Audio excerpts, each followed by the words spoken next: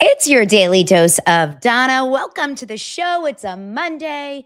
It's a sunny Monday here in Los Angeles, Monday, January 26th. I missed you guys over the weekend. It was 2 full days of not getting to talk to my doser family. I miss you guys, but I'm back. I'm back to gossip, to talk, to find out what's going on with everyone's lives and in the weekends, what mean things someone said about someone, what ironic thing is happening on press tours. I mean, we're going to talk about it all. If you guys are new here, thank you for being here on Daily Dose of Donna. I have received so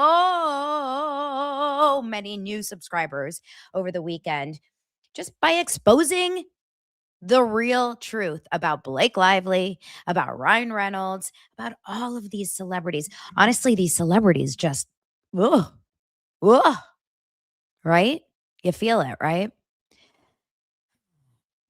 Well, thank you guys so much for being here. Make sure to hit the subscribe and like, because today we're going to talk a little bit about Jameela Jamil and what she has said about Blake Lively, because she was caught. She was caught red-handed talking smack about her, but she's not taking it with like an apology. She just decided, you know what? I'm embracing this side of me. We're also going to talk about the Kanye West apology, speaking of apologizing, because I find this fascinating as a Jewish human being. I'm very interested in your guys' feelings on Kanye West. And then let's talk a little bit about everything else, Meghan and Harry, and all of the other fun stuff. So let's get into all of it, you guys. Everyone get ready. It's your daily dose of Donna.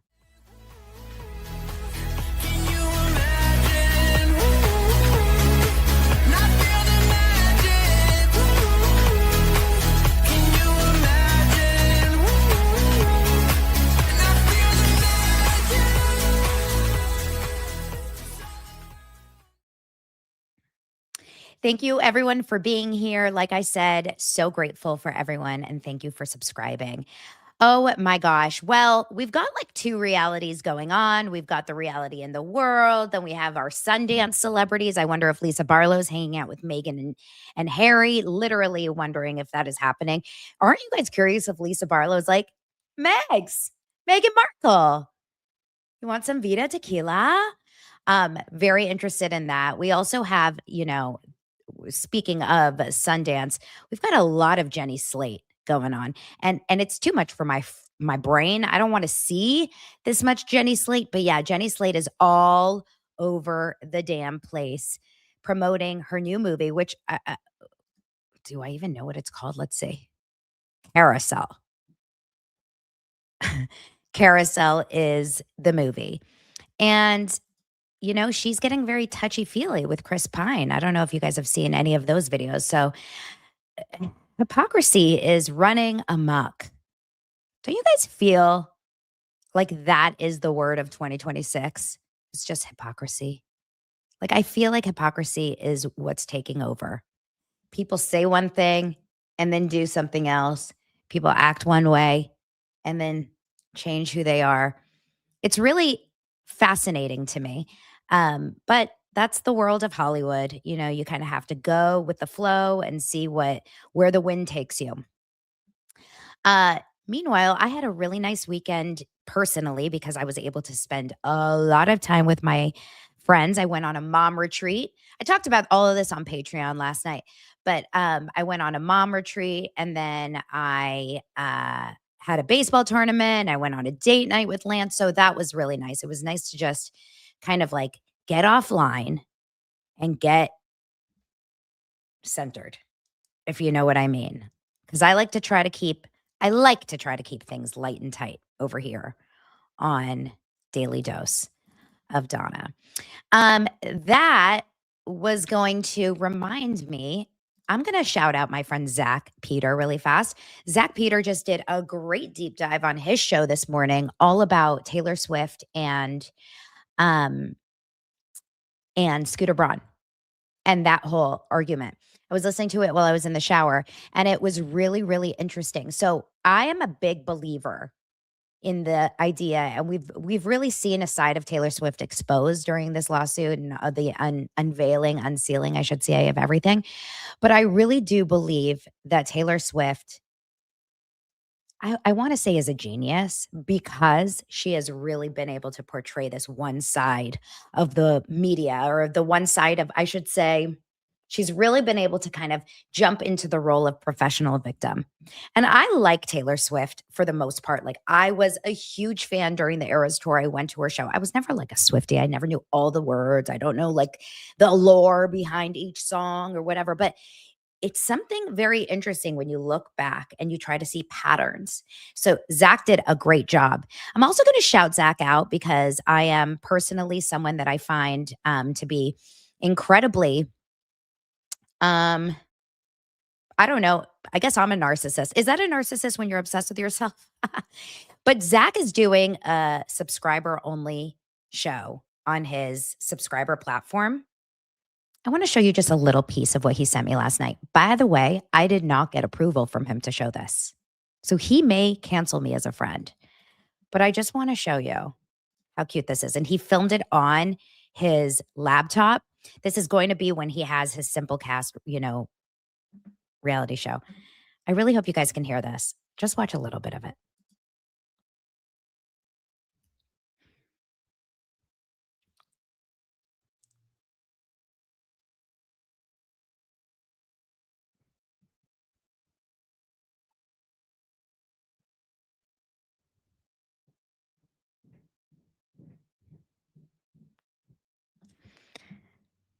You guys can't hear?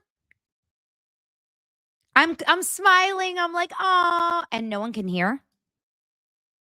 What is this? What is this? Let me try one more time. And if it doesn't work, I'll just cry myself to sleep. Oh, I just had to click on something. Now you'll be able to hear it. Okay. Are you ready?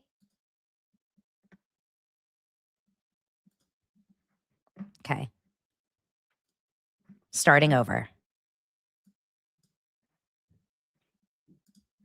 We're on the Zactivated tour. Like, obviously, I know how to have nice, spicy moments. You know, Donna and I have weathered a lot of different storms together. Can you hear it now? I am so grateful and so appreciative to her. If I didn't have her by my side, I mean, listen, I've learned how to be a lone ranger in this world and how to be strong and independent on my own. I've had a ton of people throw dirt on my name. I've had a ton of people backstab me for their own benefit online. Donna's not one of those people. Donna's a real one. She's loyal. She is supportive. She claps for me when I have a win. And likewise, I clap for her right back. Like, we're real friends. People see us online together, but they don't really get to see how deep and real our friendship is.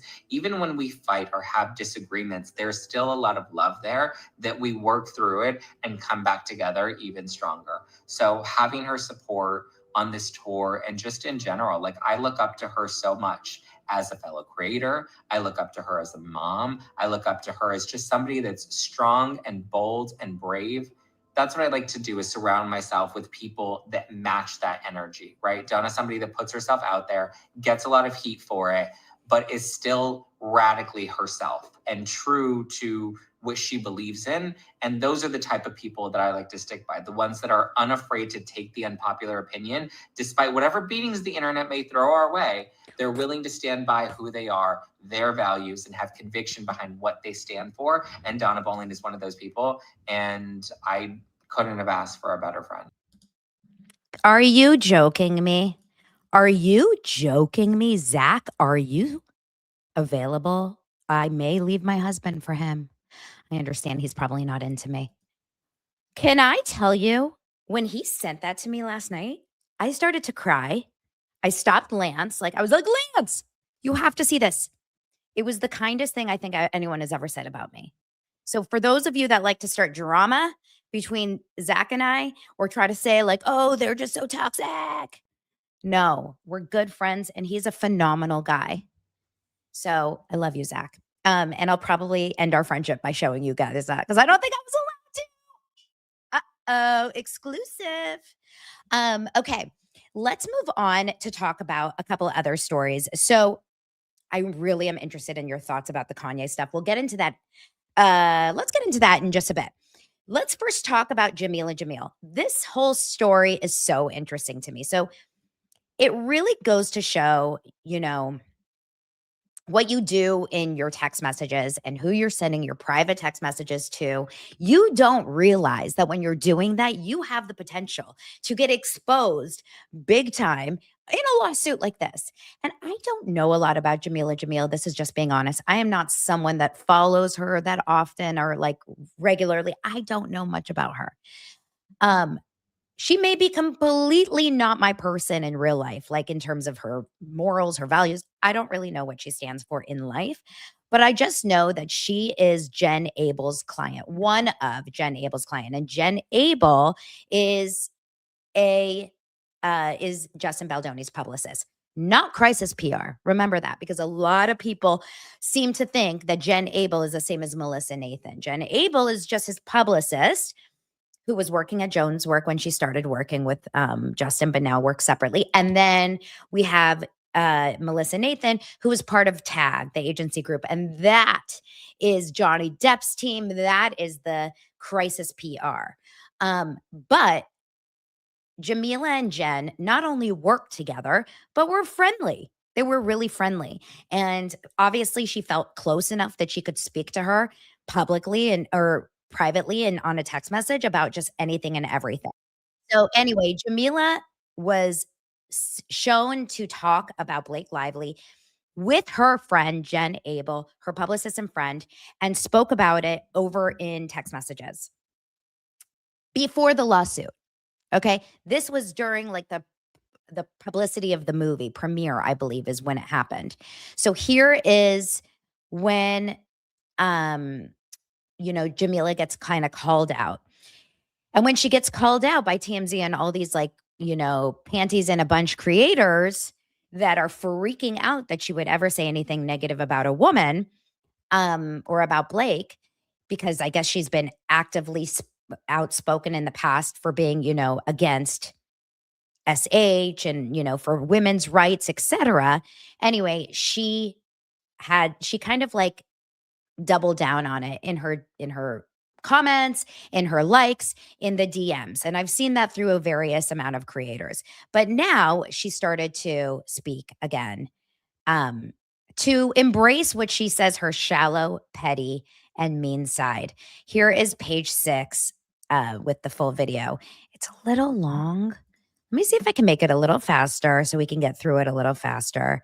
I'll do 1.25 if that's not too fast, hopefully. Here we go. This is on her TikTok.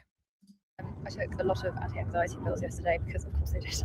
And I was getting a little bit loosey-goosey online, and I thought, okay, I need to stop, I need to go away, I need to sleep. So I'm sorry I didn't answer your questions yesterday, but I was not fit. I was not in a fit state to speak clearly. I have now slept and processed it, and now I'm ready to say some things. Mostly to clarify timing, because timing is key for context. And I think it's really weird that my private text messages from 18 months ago have suddenly been released now, and my name has been deliberately unredacted to cause as much trouble as possible for me, even though these text messages have nothing to do with the case. And I'm not talking about the case in the text messages, because the text messages, and this is pivotal for you to understand, because so many people have been like, oh, how could you say those things or use those words knowing about this lawsuit?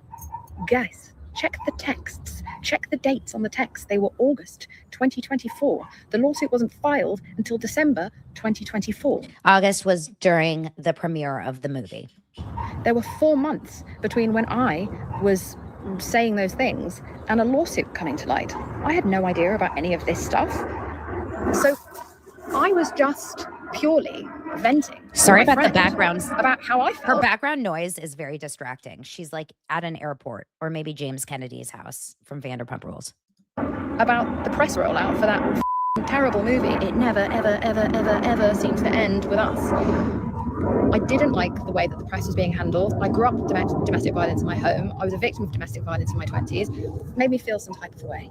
It made lots of people feel some type of a way. And the way that the interviews were set up for the success of making a really, beautiful bonding interview, it was met with callous or sarcastic or cold or diluted answers. It offended me. Did I choose to pile on publicly? No.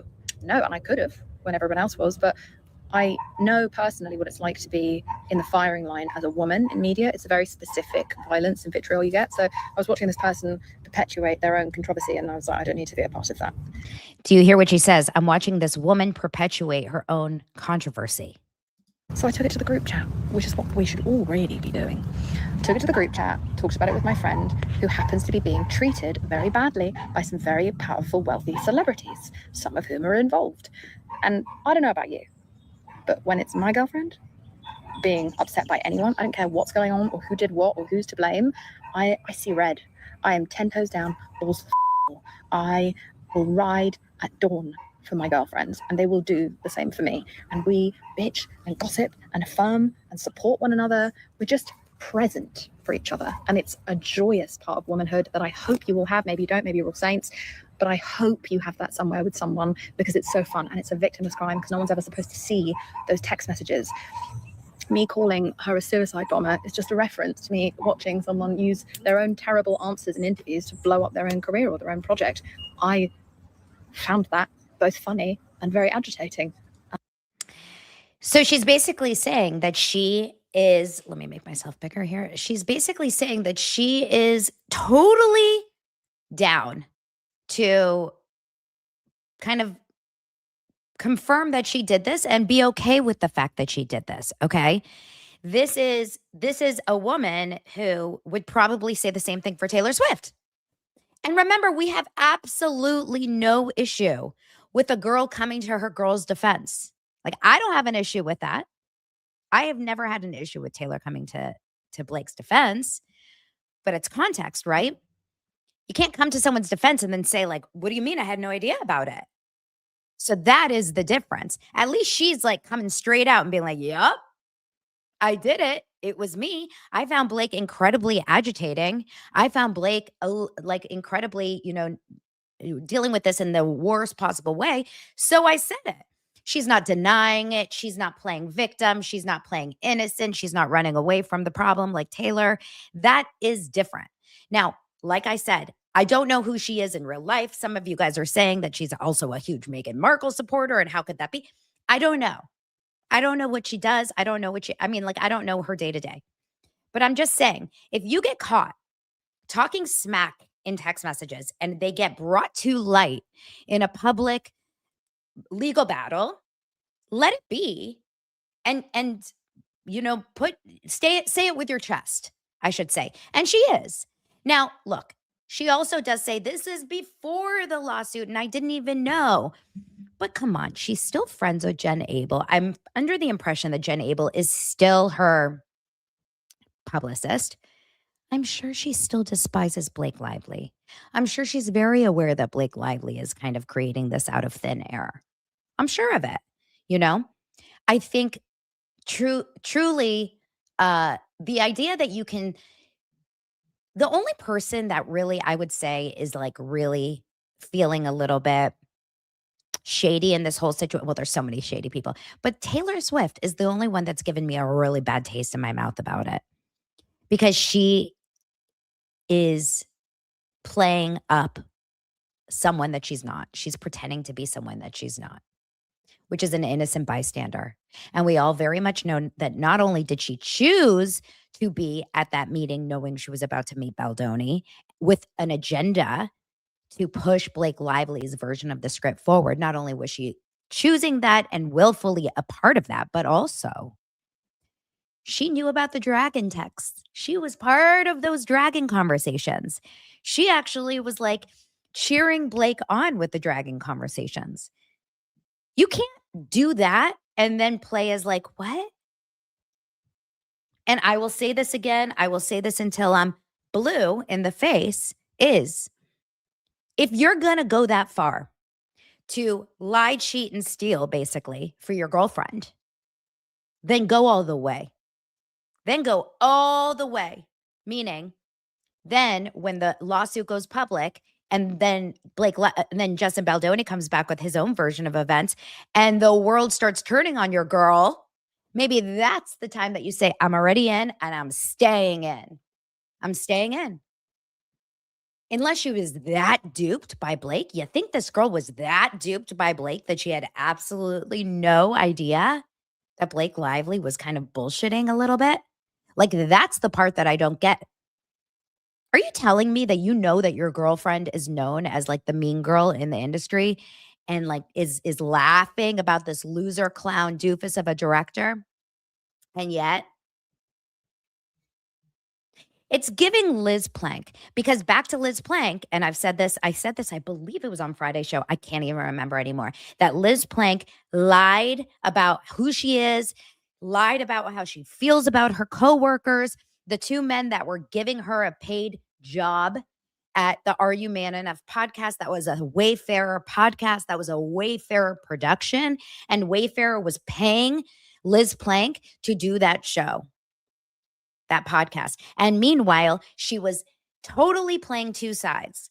She was acting really, really, really like complaining about Justin and Jamie to Blake, saying what awful people they are. And, can't believe I wasn't giving you more of a heads up. And I wish I could be there to hold your hand through these hard times. And then meanwhile, she's like, Justin, it's so good to see you.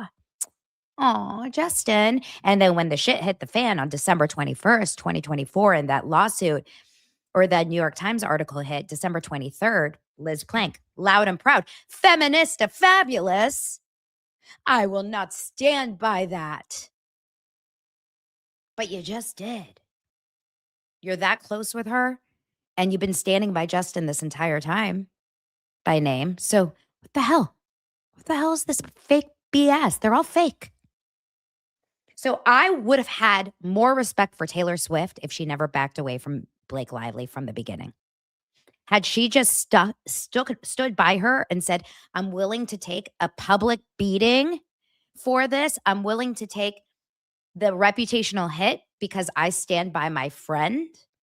I think that would have been a way more honorable thing she could have done. And she didn't. She didn't because Taylor is Taylor first, right? You say America first? No, Taylor first.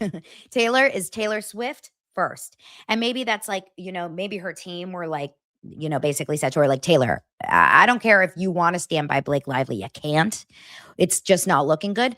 But at the end of the day, for a woman like Taylor Swift who says and sings and shouts about, how she is an independent woman, that, she can do what she wants. She says what she wants. She's on top of her shit. And she really is. She's not really controlled by anyone. Let's be real. She can make up her own mind. She chose to go the easier route. She chose to not stand by her friend until the very end. She stood by her to F a guy over, and then she didn't stand by her when she was getting effed over. And I don't know how you can look at that and say, that feels a little weird. Feels a little shady, right? That's how I feel. Okay.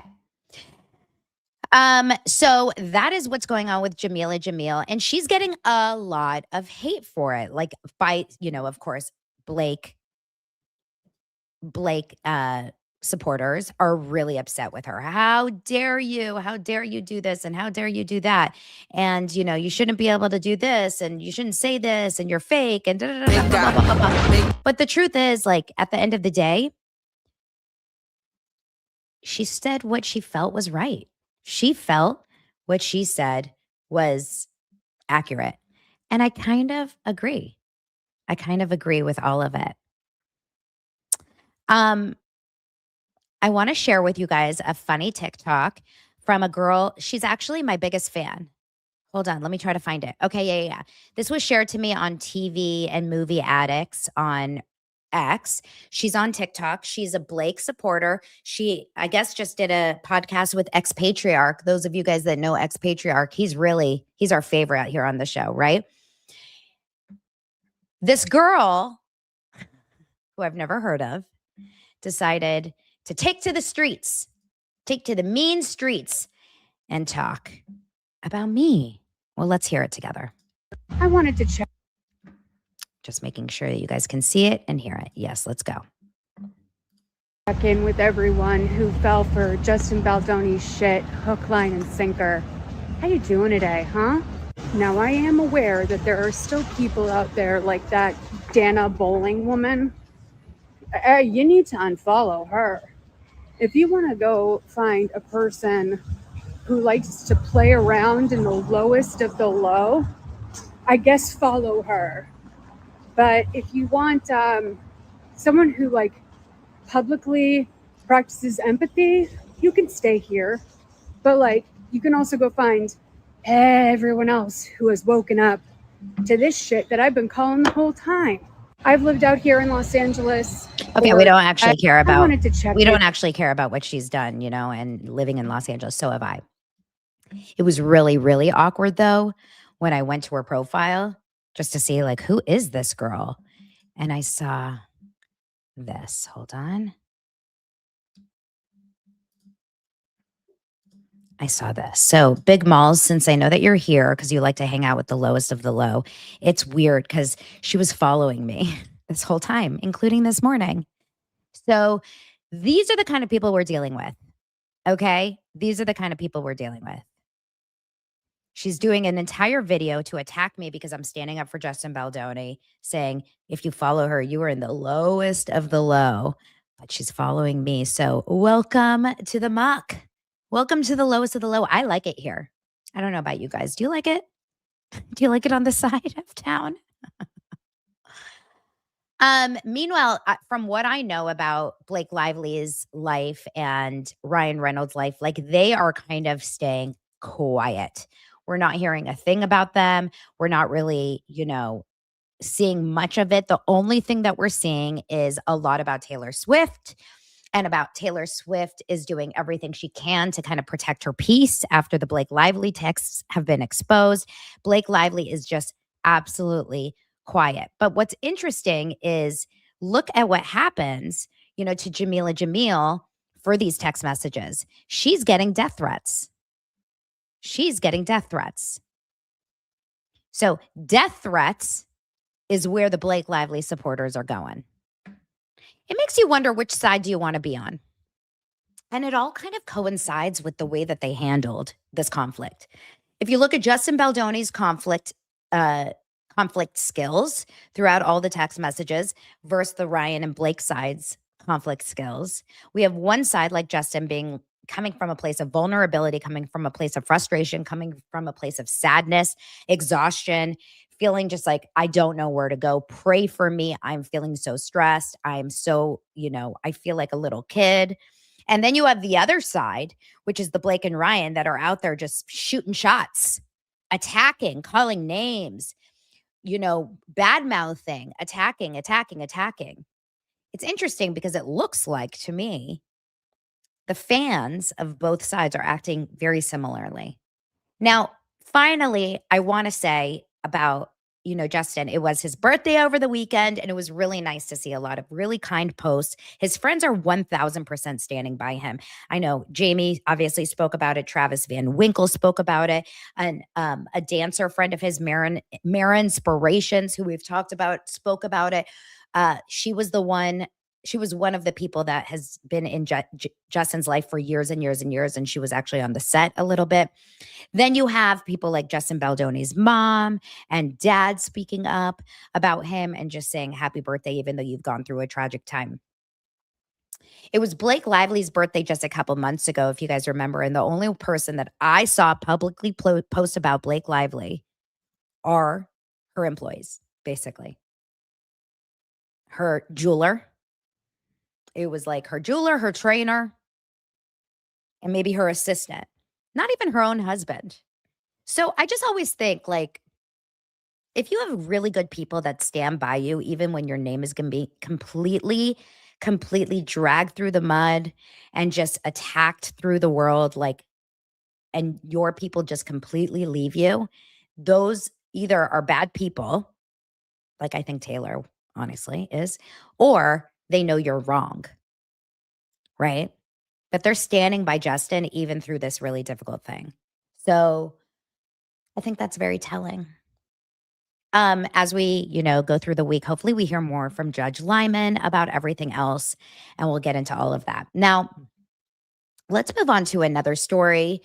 and that is Kanye West. If you guys are still here, make sure that you like the video. Just hit a quick like. It's super fast, like doo doo, and just let me know in the comments if you hit the like, and then make sure to subscribe. We have 1776 people here, and if you guys remember what happened in 1776, come on, someone let me know what happened in 1776. I know that you guys are going to tell me. Okay. So someone said Columbus sailed the ocean blue. Wasn't that the Constitution? The country was founded. Exactly. Declaration of Independence. Isn't that what it is? Or I'm asking you guys. I didn't say I knew. We should just all come up with different ideas. Okay, let's talk about Kanye, because this is actually a little sideline of Taylor Swift. I find this whole story fascinating. First, let me just tell you the story, and then I'll tell you my thoughts on it. How about that? And I would love to know your thoughts. Kanye West apologizes for anti-Semitic remarks and blames bipolar disorder in a Wall Street Journal ad, meaning he actually paid and took out an ad in the Wall Street Journal. He says, I lost touch with reality. Kanye West shared an open letter titled To Those I've Hurt and said he's now following an effective regime of medication, therapy, exercise, and clean living. I read the entire article, or the entire words, earlier this morning to my husband. I was really, really interested to hear what he said. I wonder if they have the entire thing right here. I would love to pull it up so you guys can actually see it, but doesn't Wall Street Journal make you pay for everything? Let's see. I don't want to have to pay for it. Yeah, no. Okay, so let me just read through a little bit of this. He said this. He said he starts by recalling the well-documented 2002 car accident that broke his jaw and caused injury to the front lobe of my brain. He said that interior neurological damage went unnoticed until 2023. That medical oversight caused serious damage to my mental health and led to my bipolar type 1 diagnosis. He talked about his experience with bipolar and how the mental illness sent him into a manic state that he wasn't able to grasp. You think everyone else is overreacting, he said. You feel like you're seeing the world more clearly than ever, when in reality, you're losing your grip entirely. He talks about the fact that he's made so many anti-Semitic remarks attacking the Jewish population, how Adidas even ended his partnership in 2022 after West threatened to go DEFCON 3 on Jewish people. You guys remember. He was also sued in 2025 by a former Yeezy employee who alleged in a complaint that he compared himself to Hitler, threatened her because she was Jewish, and fired her one day after she reported his alleged conduct to her supervisor.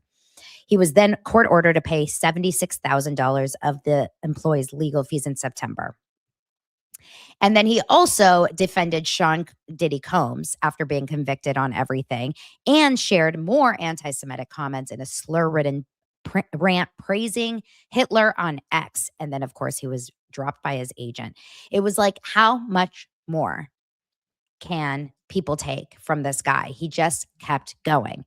But in this new article, he wrote about getting labeled as crazy and feeling, hold on, I really just want to see his images.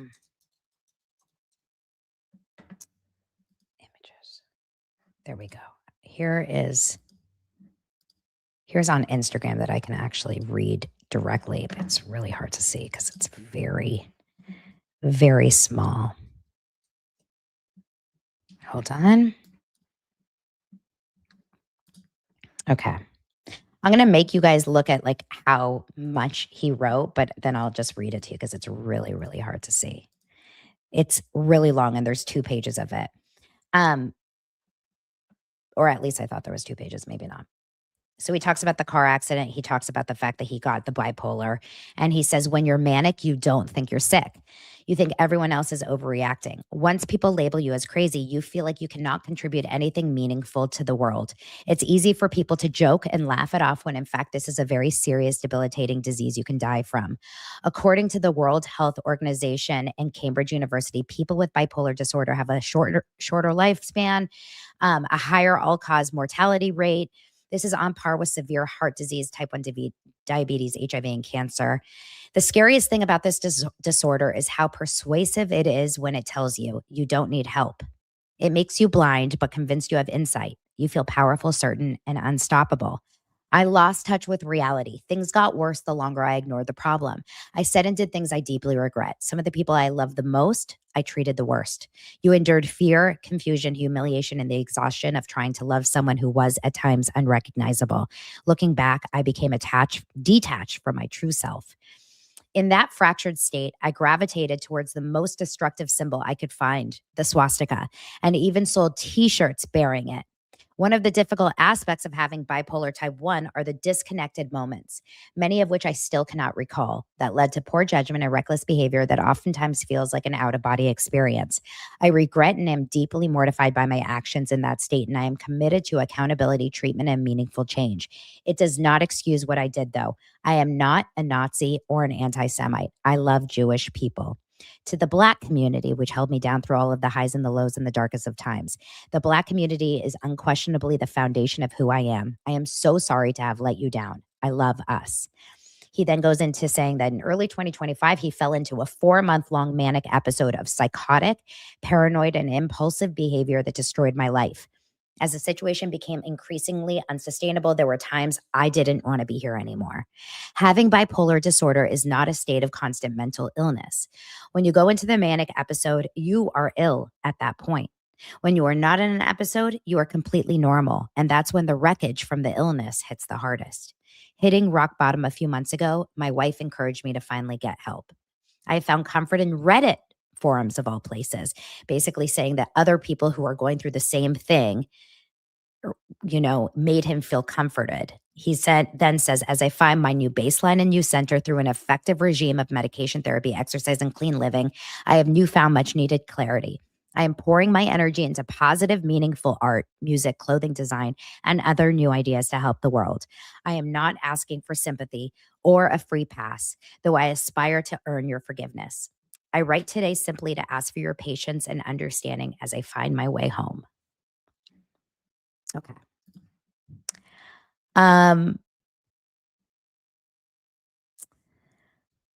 This may not be a popular statement, what I'm about to say.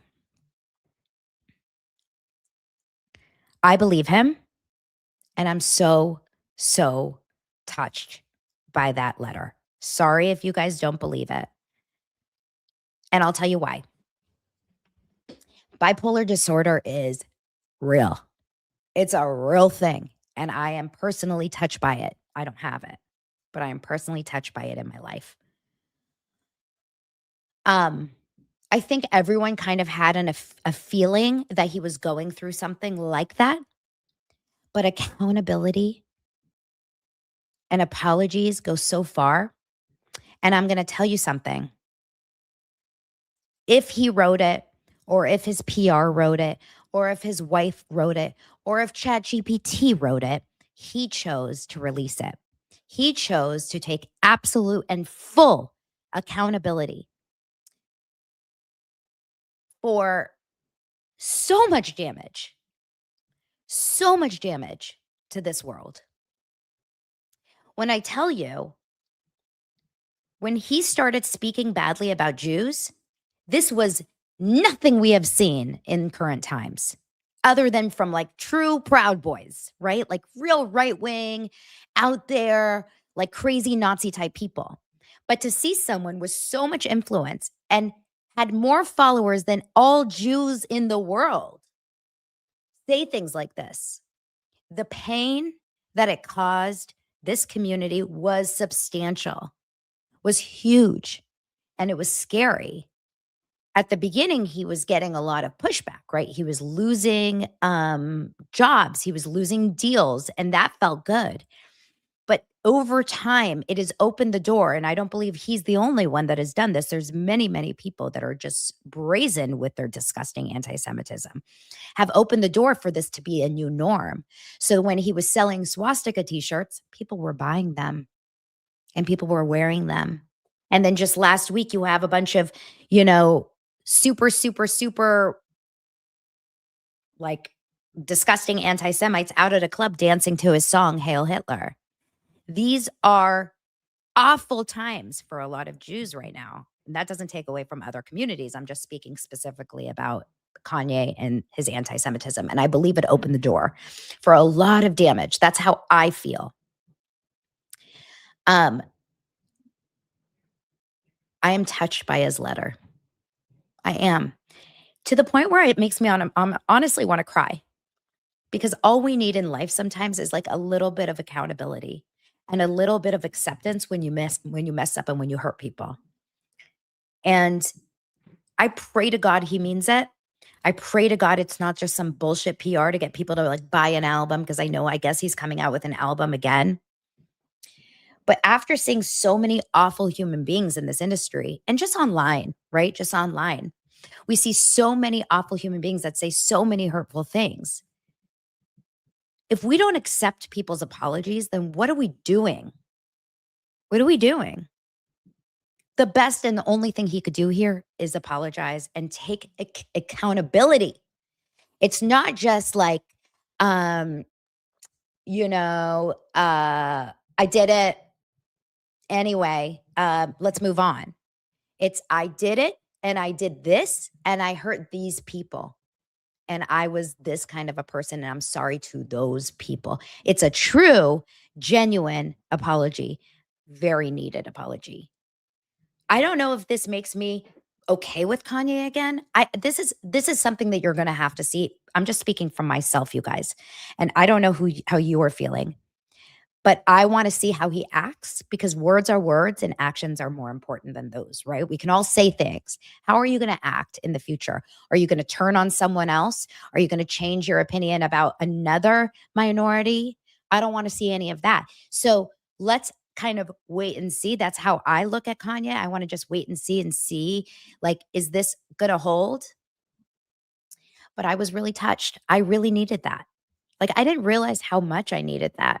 Just as a Jewish person that was personally so hurt by him. So that's how I feel. I see your comments. Lots of people agree with me and lots of people don't. And that's okay. That's okay. And the live chat, you guys, if you're here later for the live chat, feel free to come back and like you can watch the live chat to see what people think.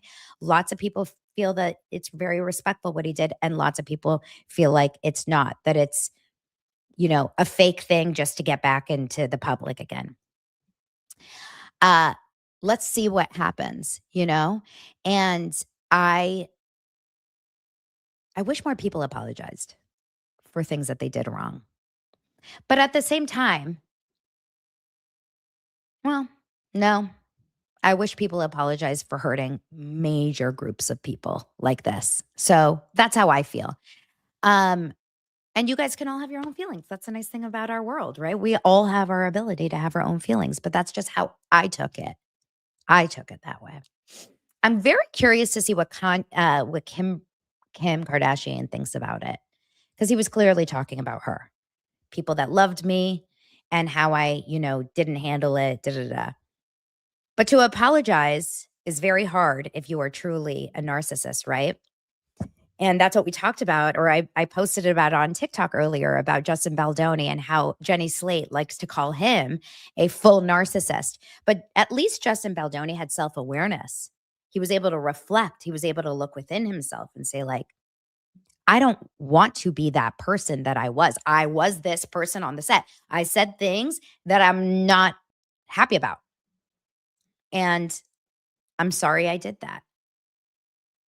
And the goal of a narcissist is not the goal, but one of the traits of a narcissist is not able to look within, no self-reflection, no ability to look and be like, did I do that wrong more? It's like, no, it's them. I am this way because of them.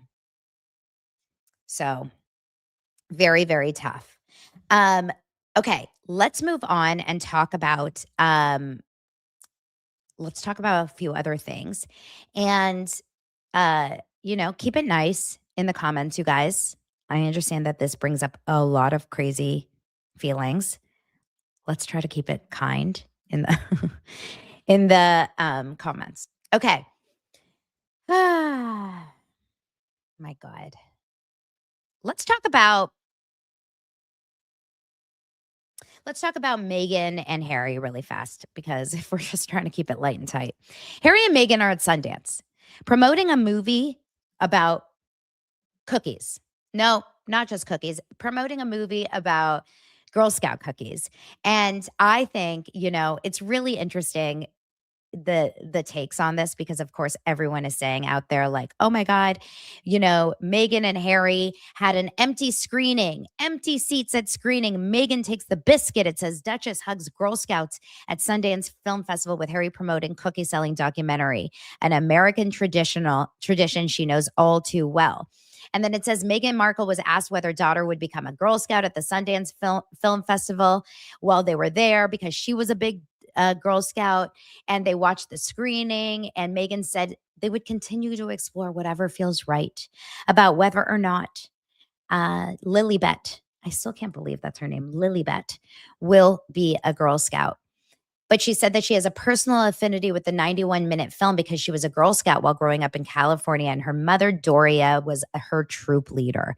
She said, it really embeds such great values from the get-go.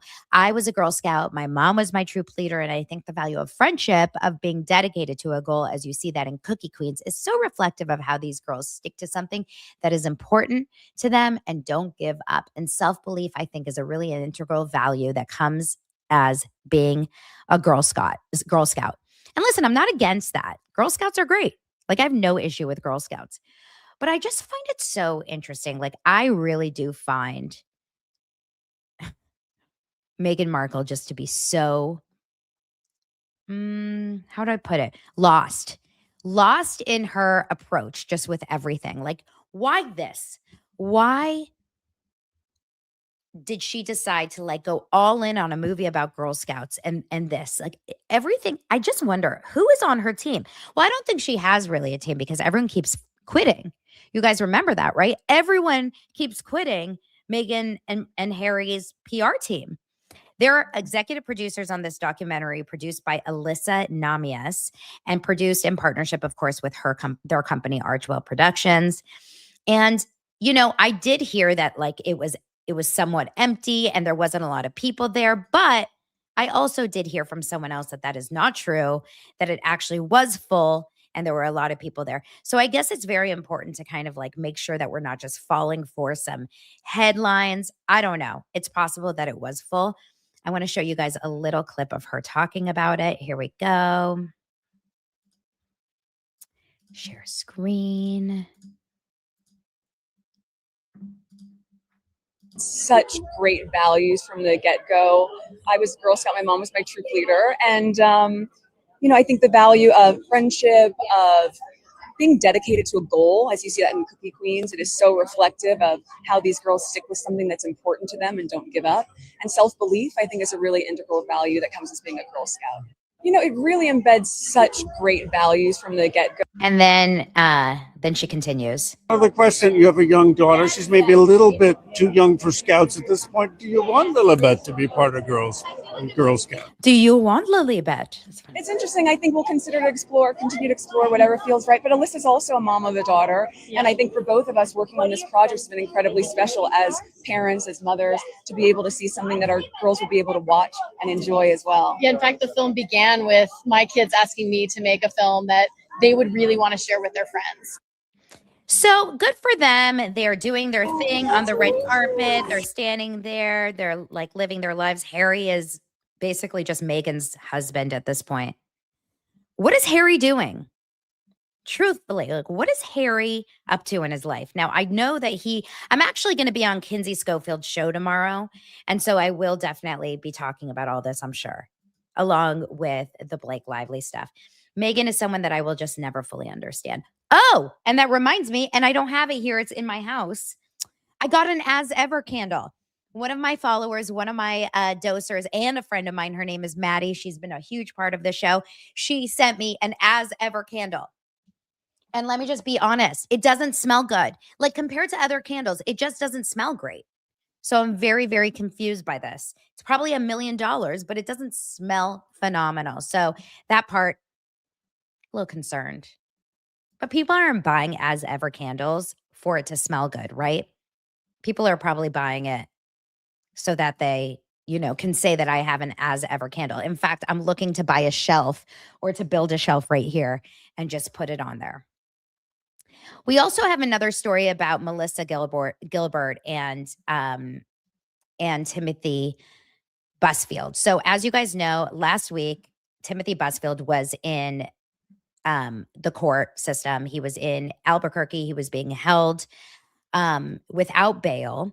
And I'm going to be honest, and I will always admit if I feel like I'm wrong. I definitely felt immediately incredibly quick to judge Timothy Busfield just on the accusations.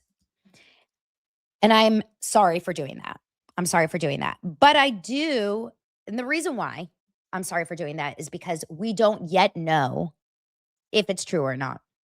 And what we did hear about those young boys that apparently had told their parents and CPS, et cetera, that they were touched by Timothy Busfield a few years ago on the set. We do have audio that he played, his defense played, that basically says, you hear the two kids saying he didn't touch me. Now, there's a lot of possibilities there. It could change. It could, I don't know.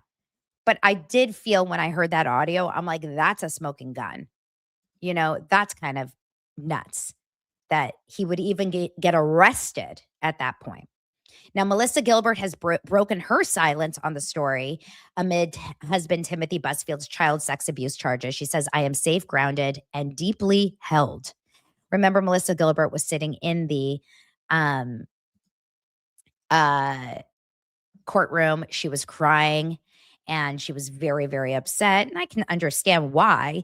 But she said via her company Instagram, Official Modern Prairie, I'm sending you all my love and gratitude during this extraordinarily difficult time, not only for Tim, me, and our family, but in the collective heaviness so many of us seem to be carrying right now. This season has reminded me very clearly how important it is to slow down, prioritize what truly matters, and allow ourselves a moment to rest. Thank you truly for the love, patience, and support you continue to show Tim and me. Thank you for helping me to feel safer, more grounded, and deeply held by this extraordinary community of women here at Modern Prairie. I'll be easing back into things. Listen, we have to see if it actually is going to, hold these charges. I don't think that they have much of a case, and I've heard this from many, many people. Not finally, but another story that I thought was wild, and this is really disappointing because I like Sydney Sweeney, as you guys know. But what is this? Sydney Sweeney, according to TMZ here, climbed to the Hollywood sign.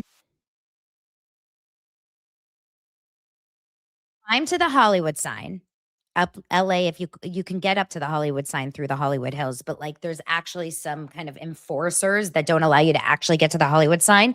But Sydney Sweeney was able to get to the Hollywood sign. I'm going to show you guys the video and fling bras all over it.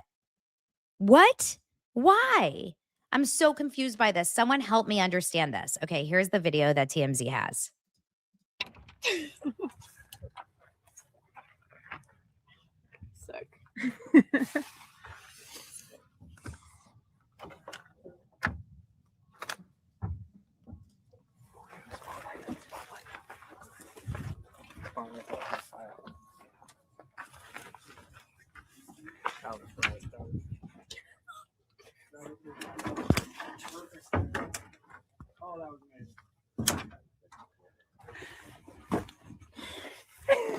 Good job.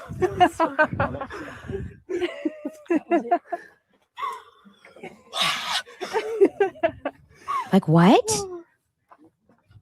I feel like you see her climbing all over the sign, flinging bras, strapped together, all these bras, like a chain of bras. And they're just putting them over the letters. Number one, that's a lot of bras. Did they buy bras? Did they get donated bras? And then this is her climbing up to the sign. Okay, let's talk about this for a second. What? Do you guys not agree that that is the strangest thing ever? Now, it says she may have gotten in trouble with the law because it appears that she is going all over the H with a handful of bras, and a production team is filming as she makes her way up. And she's very happy about it, obviously. It says, as for why she did it, sources say it's a video to promote the launch of her new lingerie line. This is a Jeff Bezos invested lingerie line, so it's well funded. This is according to TMZ. Now it says Sydney did get a permit from Film LA to shoot the Hollywood sign, but she did not have permission to touch or climb the sign itself. And like the bras, the permit had strings attached. So they got an email that basically said, it has come to our attention that you and the crew filmed the Hollywood sign last night for a production connected with Persuasion Pictures. Please be advised that the Hollywood Chamber of Commerce, oh my God, I can't speak, Chamber of Commerce owns the intellectual property rights to use the image of the Hollywood sign, and neither you nor the production company have sought or received permission to use the images captured for any commercial use. We understand that you received a film permit from Film LA, whose staff assures me that you were notified of the requirements to seek a license from the chamber prior to your shoot. So they're basically saying that, yeah, you got a permit, but you absolutely did not get like the ability to do that. And then to put bras all over the letters, and they really are going from the H to the O to the L. She could be in legal jeopardy for criminal trespass or vandalism. TMZ asked if they would file a police report for trespass, and they got no response. What? Like, is anyone else so surprised by this? Why would she do that? It really does not sound like a smart move at all. Like, this is not how people should handle life. Especially someone that has fame and money. It's like, what are we doing? What is happening? So anyway, now she's going to have to write an apology letter too. And you guys, I think that's pretty much it. I adore you. Thank you for being here for another day of Daily Dose of Donna. And I will see you guys tomorrow on Tuesday's episode, where hopefully we'll have more hot goss to talk about. And really, thank you so much for being respectful in the comments about everything that we talked about. That was a little tricky, the Kanye stuff. I'll talk to you guys later. I adore you. Thanks for being here. Bye.